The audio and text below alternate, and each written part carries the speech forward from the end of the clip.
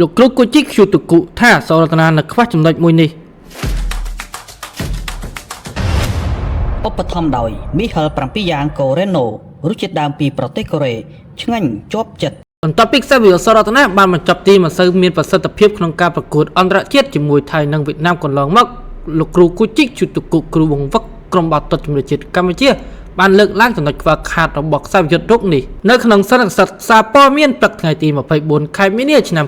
2025ត្រៀមការប្រកួតជាមួយនឹងក្រុមជម្រើសជាតិអរូបាលោកគ្រូគូជីឃ្យូតុគុបានឆ្លើយតបទៅកាន់អ្នកសារព័ត៌មានថាកីឡាករសរតនាត្រូវការកែប្រែនិងបង្កើនបច្ចេកទេសបន្ថែមសម្រាប់ការបញ្ចប់ទីវាតកតងទៅនឹងបច្ចេកទេសផ្ទាល់ខ្លួននិងទំនុកចិត្តរបស់គាត់ដូច្នេះគាត់ត្រូវតែកែប្រែចំណុចទាំងអស់នេះ